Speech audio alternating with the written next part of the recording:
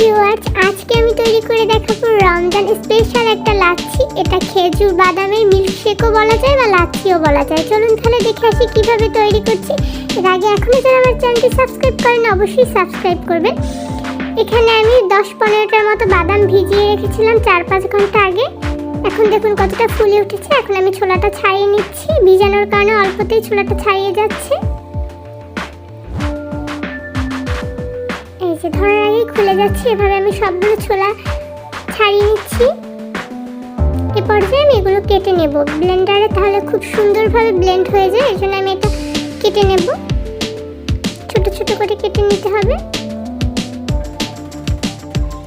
এই মিল্কশেক বা লাচ্ছি রমজানে গরমে খুবই আরামদায়ক এবং স্বাস্থ্যসম্মত হয়ে থাকে।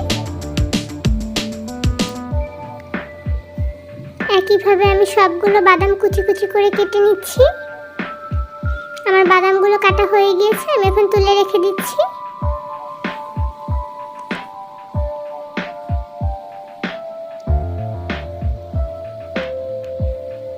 অন্যদিকে আমি নিয়ে নিচ্ছি 15-20টার মতো খেজুর। এরপর যে আমি বিচিটা বের করে নিচ্ছি। খেজুরটা একটু ধুয়ে রেখেছিলাম। সবগুলো খেজুরের বিচি বের করে নিতে হবে।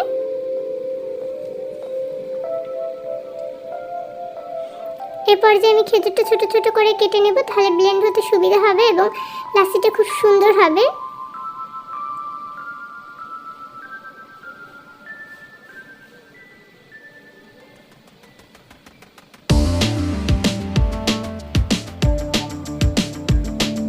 আমার সবগুলো কাটা হয়ে গিয়েছে, আমি দেখিয়ে দিচ্ছি। এরপর যে আমি ব্লেন্ডারে জারে দিয়ে দিচ্ছি সামান্য একটু দুধ। এখানে আমি 1 লিটার দুধ নিয়েছি, কিন্তু প্রথমে পুরোটা দেবো না, অল্প দিয়ে ব্লেন্ড করে নেব, তাহলে স্মুথ হয়। এরপর যে আমি বাদাম এবং খেজুরটা দিয়ে খুব সুন্দরভাবে ব্লেন্ড করে নিচ্ছি। এরপর যে আমি বাকি দুধটা অ্যাড করে দিচ্ছি। দিয়ে দিচ্ছি 1/2 কাপ পরিমাণ চিনি। এটা অপশনাল, আপনারা চাইলে দিতে পারেন আবার নাও দিতে পারেন।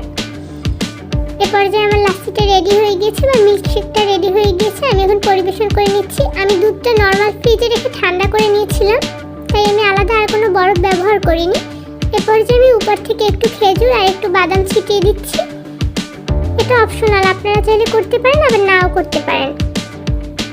আপনারা এখানে আইসক্রিমও ব্যবহার করতে পারেন, তাহলে খেতে আরও দারুণ হয়। এটা রমজানের জন্য অনেক বেশি স্বাস্থ্যসম্মত এবং অনেক উপকারী। আপনারাও চাইলে বাসায় তৈরি করে নিতে পারেন খুবই অল্প সময় এবং অল্প উপকরণে। বাদাম খেজুরের লাচ্ছি। আমার আজকের ভিডিও এ পর্যন্তই। আল্লাহ হাফেজ।